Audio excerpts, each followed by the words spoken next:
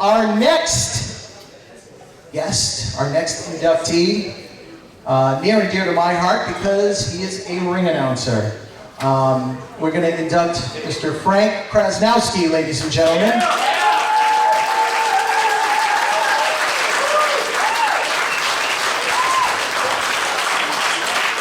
And when I was a kid, and I used to go to the shows at the Boston Garden, and I knew I wanted to be a ring announcer, this gentleman was the ring announcer.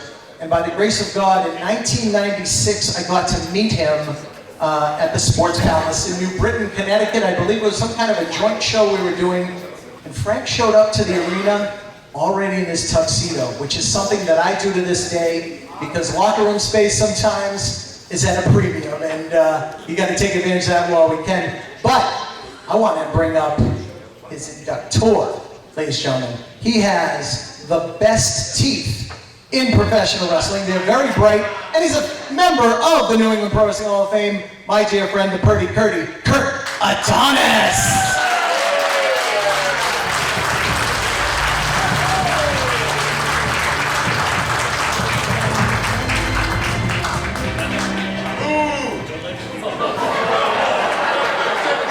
Ron Zombie, ladies and gentlemen, Ron Zombie.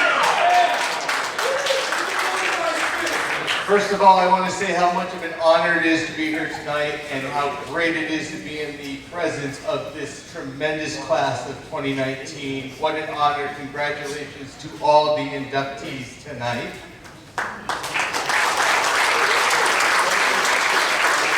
I have the honor to induct the one and only Frank Chrzanowski. Now, there were many voices in professional wrestling when it came to my childhood. There were Howard Finkel, Mean Gene Okerlund, Gary Michael Capetta,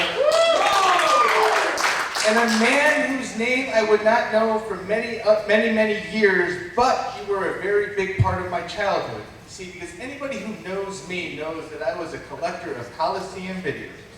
And Frank, your announcing was on those Coliseum videos, most specifically introducing the brand new Intercontinental Champion, Randy the Macho Man Savage.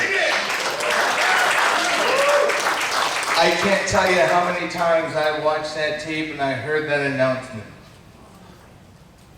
I didn't know who you were.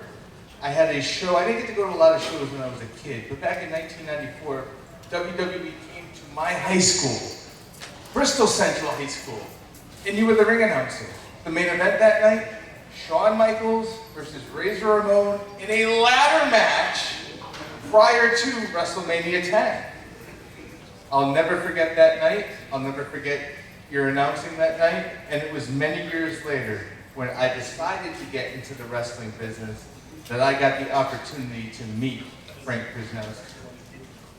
You were always the straight ring announcer, just called the matches, and you fit right into my gimmick. You played off of it, and you still made every match that I was part of special, and it was an honor for that first time to hear you say my name. So for that, I say thank you very much.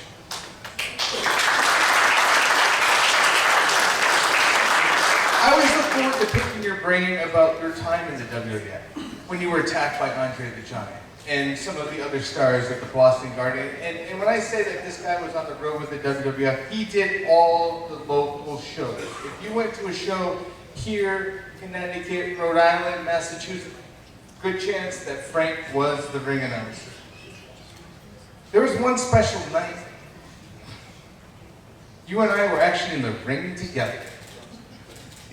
The ring announcer was announcing all the participants for a battle royal, not just at any building, but at the school that you taught at. And when the bell rang, you found yourself in the middle of the action. And you were wearing your tuxedo, you had the tail, and you took quite a beating in the corner. And then it came down to two men. Me and you. Now, I know Frank took a beating, some beatings from the likes of Andre the Giant and others, but When I came at Frank with a big right hand, not only did he block it, but he fired one back that knocked me on my rear end and down. And as I got up, so angered, you were able to sidestep me and launch me over that top rope and won the over-the-top rope battle royal. Ladies and gentlemen, if it was physically possible for the roof to blow off that high school, it would have gone because Frank Chrzanowski won the battle royal.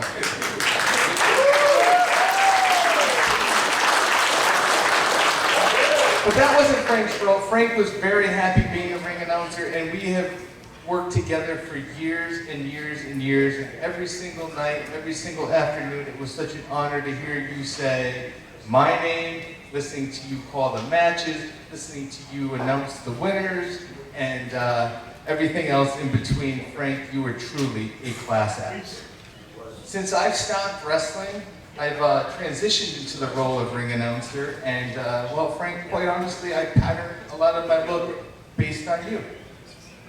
Parting the hair, trying to wear the bow tie and the tuxedo, because I wanted to be like you. I only wish I could be half the man that you were, and I can tell that anybody in this room knows that when it comes to a stand-up individual in the world of professional wrestling, you're not going to find a better one than Frank Chrzanowski.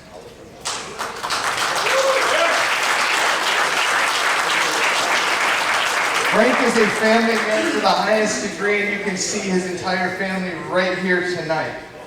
It is my honor tonight to switch roles. You've said my name many times, and it is going to be my honor to say this. Ladies and gentlemen, please allow the next inductee to the New England Pro Wrestling Hall of Fame free and easy access to and from the podium as I welcome the second member of the 2019 New England Pro Wrestling Hall of Fame, the class act, the one and only Frank Chrzanowski!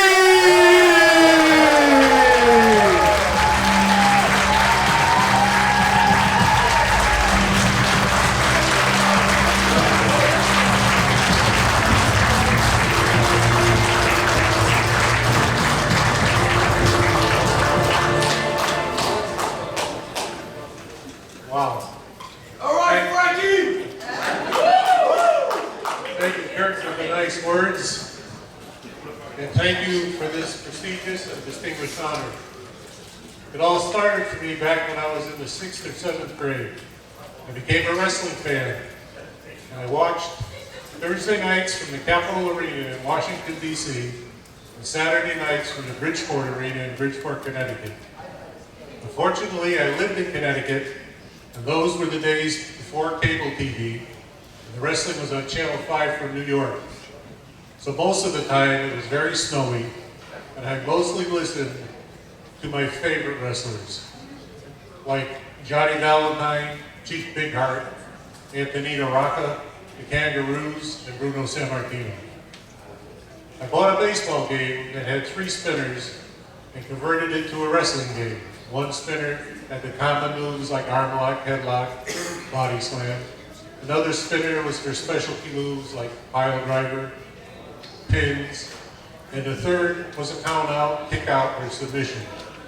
I kept massive records of the matches, which I would set up, and I also set up the upcoming shows to my invisible audience. And my favorite part was hearing the yelling in response to the names using my imagination. I love to hear the reactions of the people, little knowing that in the distant future, I would be doing this in all the arenas. And it was my favorite part of announcing. I grew up, went to college, became a high school teacher and advisor to the class of 1978. While I was watching the superstars of wrestling on TV, Howard Finkel's voice came on at the end. And he said that any nonprofit group could have a fundraiser with the WWF stars. I jumped at the chance, and I was the first school to have a show which sold out in the gym with standing room only. with the Iron Sheik against Ivan Putski as the main event. Sheik got disqualified by that. Vince McMahon was at the show, believe it or not.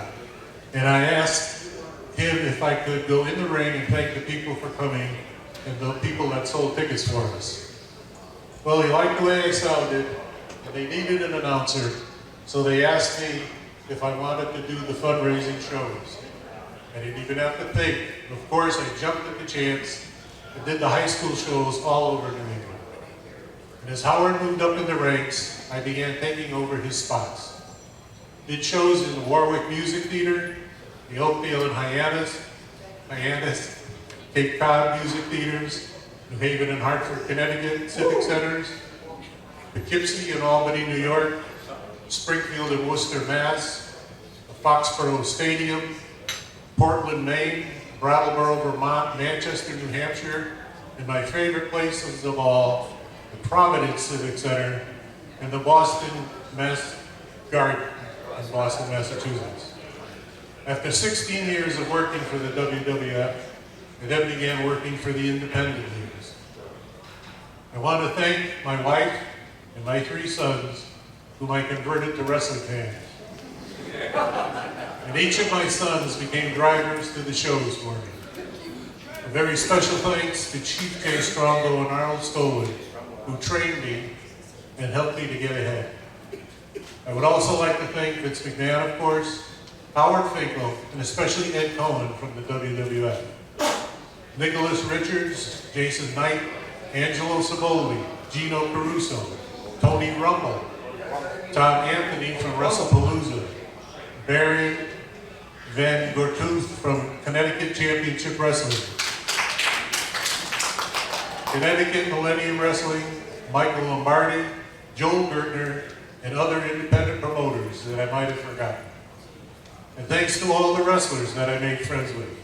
Howie Finkel told me never make friends or fraternize with the wrestlers, but I did anyway. And these are the ones that were my special friends. Unfortunately, most have passed away. George the Animal Steel, Randy Macho Man Savage, Yokozuna, the Junkyard Dog, Salvatore Malomo, Johnny Roz, Big John Studd, Rowdy Roddy Piper, and the Iron Sheik.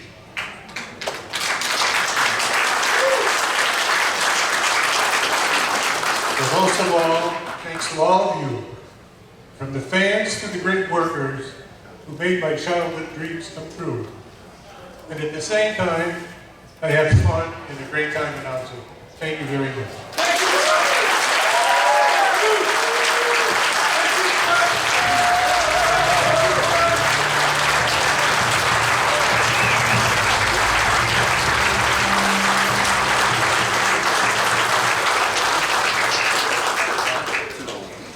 That was awesome. As a ring announcer, that was awesome. Thank you, sir.